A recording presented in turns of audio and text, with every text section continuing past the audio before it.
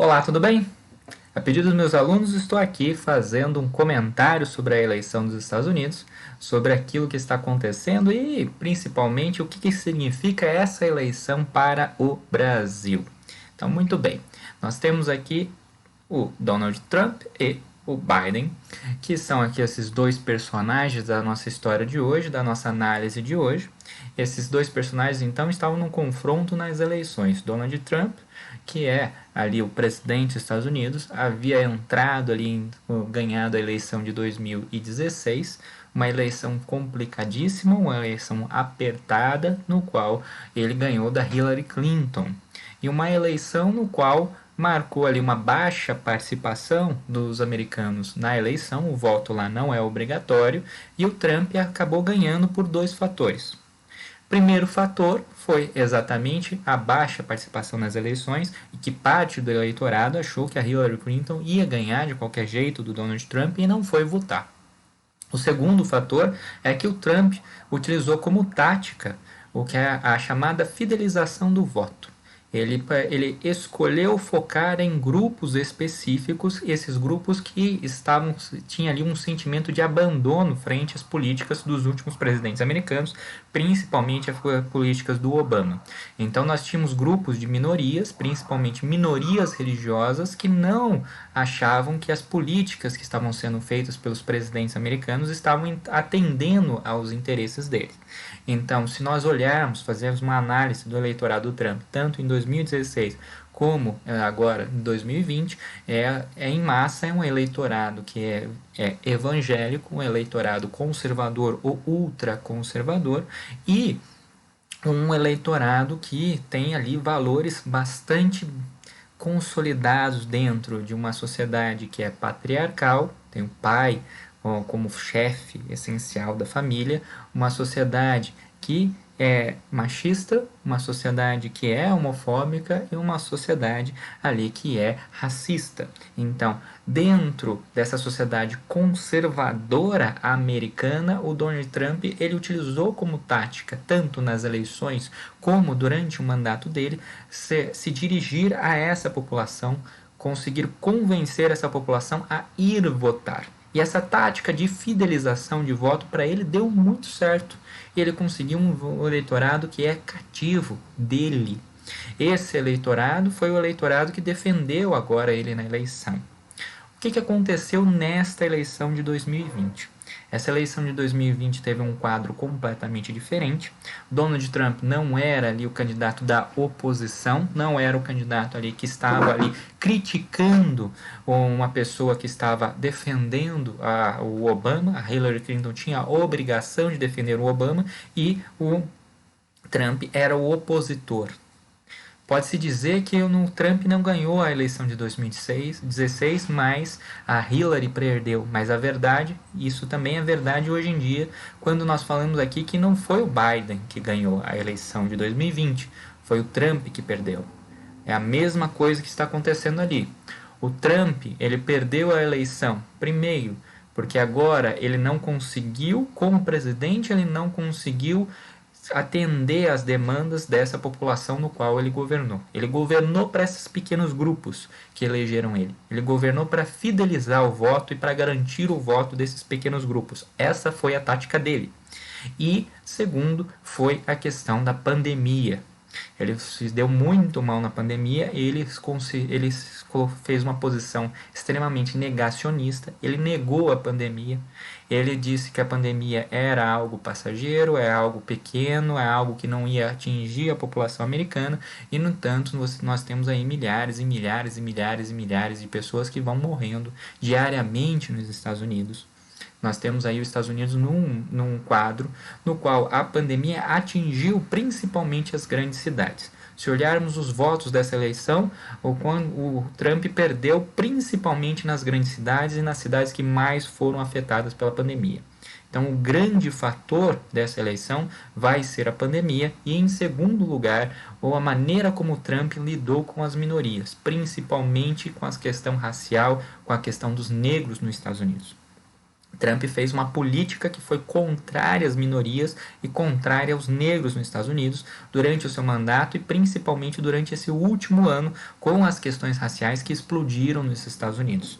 Então ele perde no voto nas cidades que foram afetadas pela pandemia e perde no voto das minorias. Esses dois fatores vão levar ele então à derrota. A partir disso, nós temos aqui o Biden ganhando e nós temos aqui possíveis mudanças. Nós dizemos então que história ela consegue estudar o passado, entender o presente e talvez prever o futuro. Já falei isso para os meus alunos diversas vezes, isso daí é um clássico da história, maneira de explicar o que a história faz. Então, vamos entender então o passado. A última vez que a gente teve uma mudança política radical dessa nos Estados Unidos foi com o Jimmy Carter, no final da década de 70. O que nós tínhamos ali? Um governo militar brasileiro que atendia e dizia amém para todas as coisas que os Estados Unidos dizia. Esse governo militar brasileiro, ele estava ali tentando atender os interesses dos Estados Unidos, acima de tudo, num contexto de uma guerra fria que estava acontecendo. Então, vejamos aqui. O que acontece? O Jimmy Carter entra no poder e o Jimmy Carter entra no poder com uma política completamente diferente da que veio antes. De repente o governo americano já não concorda mais com a tortura. De repente o governo americano já não concorda mais com o assassinato de inimigos políticos. Ele não concorda mais com a prática de ditaduras. E o que acontece? A ditadura militar brasileira, que já estava isolada politicamente, agora se encontra ainda mais isolada. O reflexo disso foi a ditadura militar começar o processo de redemocratização. Esse foi o início do fim da ditadura militar. A perda de apoio do governo dos Estados Unidos foi, para o Brasil, o início do fim da ditadura militar. Agora olhemos hoje. Hoje nós temos um governo brasileiro que também é muito favorável aos Estados Unidos, que também se coloca à disposição dos Estados Unidos em todas as coisas que ele necessita, e de repente nós temos uma troca da política do governo dos Estados Unidos. O governo brasileiro aceitou tudo que os Estados Unidos quis, mas no governo Trump. Agora nós temos o governo Biden. Então, quais são as possíveis mudanças dessa da política que nós vamos ter? A maior mudança, a primeira e maior mudança é na questão da política ambiental. O Trump, ele não dá importância à política ambiental. Então, o governo brasileiro também não deu importância à política ambiental, ao contrário, ele deu uma importância a uma política do agronegócio de expansão da produção agrícola e da produção pecuária no Brasil. Então, nós tivemos aí desmatamento nos últimos anos. Nós tivemos um desmatamento em massa que nós não vimos há anos e anos, e desde o início do governo Lula, nós não vimos um desmatamento tão alto no Brasil, principalmente com o uso de queimadas tão extensas aí no Brasil, queimadas com o claro propósito de abrir área para o gado, para abrir área para o cultivo agrícola. Então nós temos aqui uma mudança de visão da política ambiental. O Trump apoiava o que o governo brasileiro estava fazendo. O Biden não vai apoiar. Então nós temos aí uma possível pressão que ele vai fazer em relação à política da Amazônia e em relação à política do Pantanal. Mas vamos deixar claro uma coisa. O Biden é um político de carreira e ele é um político extremamente pragmático. Ao mesmo tempo que ele foi fundamental, ele foi vice-presidente do Obama, ele também foi uma pessoa fundamental para o início da guerra do Iraque e do Irã, do Iraque e do Afeganistão. Então ele foi uma pessoa fundamental para organizar a política do Bush também. Então, ele é, acima de tudo, uma pessoa pragmática. Então, dizer que ele vai interferir nos interesses econômicos americanos por causa da Amazônia e do Pantanal, não é verdade. Ele não vai fazer isso. O que vai acontecer é uma pressão política, possivelmente, e quem vai ser atingido com isso vai ser o setor do agronegócio brasileiro, que possivelmente vai ter mais dificuldade para vender os seus produtos para os Estados Unidos e para a Europa, o que vai dificultar em muito a economia brasileira. Segundo, os direitos humanos. a questão das minorias, principalmente as minorias raciais. Nós temos aqui no Brasil agora uma política praticamente contrária às minorias. Nós tivemos aí na pandemia os indígenas pedindo, exigindo o auxílio do governo federal para conseguir dar conta da pandemia e nada foi feito. Da mesma maneira, as minorias nas cidades também ficaram desamparadas por causa da pandemia, sem ações do governo federal. O que aconteceu a mesma coisa nos Estados Unidos. Nos Estados Unidos, o Trump, ele governou para ele governou para as pessoas que concordavam com ele. Os Estados Unidos, então, agora nós temos uma lógica de olhar para as minorias, conseguir contribuir com as minorias. Se você vê o discurso do Biden que ele fez no momento da vitória dele, ele vai colocar em vários momentos: eu quero ser o presidente de todos os americanos, porque o Trump foi presidente da minoria, do partido dele. Então ele foi presidente num pequeno grupo, governou para um pequeno grupo. O Biden está dizendo desde o discurso da vitória dele: quero ser um presidente para todos os americanos. Então nós temos uma política que vai ser voltada para reinclusão, para incluir novamente as minorias que foram excluídas pelo Trump. Nós estamos falando aqui de negros, nós estamos falando de afrodescendentes e nós estamos falando aqui dos imigrantes nos Estados Unidos, que foram os mais atingidos pelas políticas do Trump. E a comunidade LGBTQ. Então nós temos ali os Estados Unidos unido com um grupo de países ultraconservadores no mundo, a Arábia Saudita, por exemplo, que fez uma série de políticas defendidas na ONU e defendidas de outros órgãos internacionais para ir contra os interesses da comunidade LGBTQ. Essa comunidade LGBTQ, ela estava querendo o reconhecimento da possibilidade da sexualidade, da possibilidade de ser você mesmo, da possibilidade de ser livre e ter os seus direitos defendidos no país, enquanto que o governo dos Estados Unidos e o governo brasileiro estão ali defendendo uma posição religiosa em relação ao assunto, que está colocando que a sexualidade, ou você é homem ou você é mulher, então uma visão religiosa sobre o assunto, enquanto que essa comunidade LGBTQ, ela está defendendo ali uma posição da sociedade social sobre o assunto. Outra questão que nós estamos colocando aqui são os acordos bilaterais.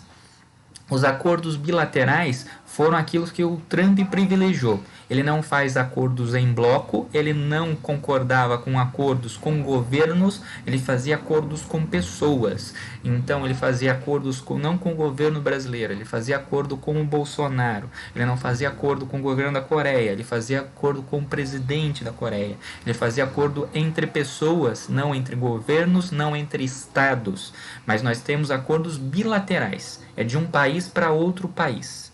Enquanto que, durante o governo Obama, nós tínhamos acordos multilaterais, no qual nós temos acordos de blocos econômicos com blocos econômicos.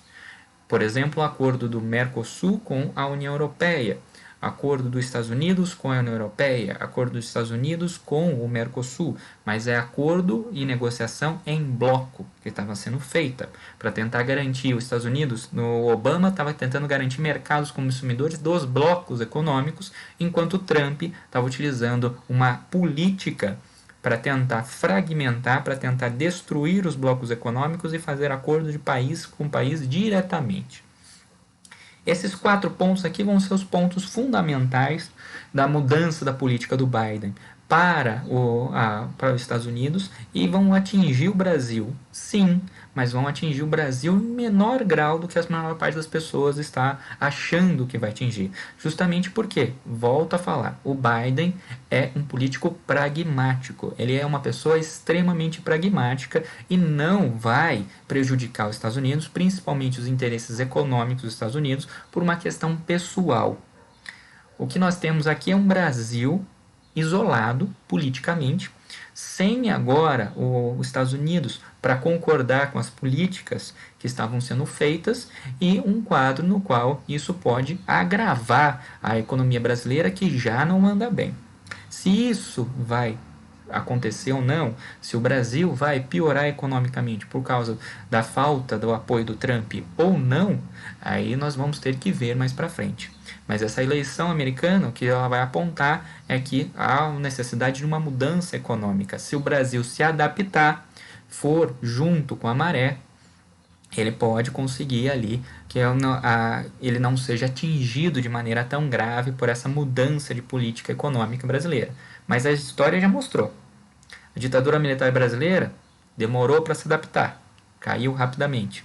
Ela teve que fazer ali o seu processo de transição e saiu do poder a partir da redemocratização.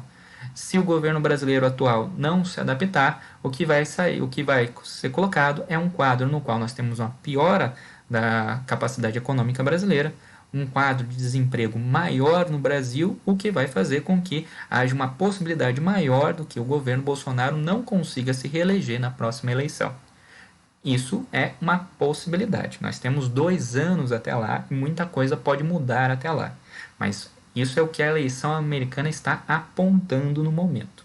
Desse rápido comentário aqui sobre as eleições americanas, nós ficamos por aqui. Se você tiver alguma pergunta, se você tiver algum comentário, por favor, faça ele, mande a pergunta para mim que eu respondo com o maior prazer. Até mais, tchau, tchau.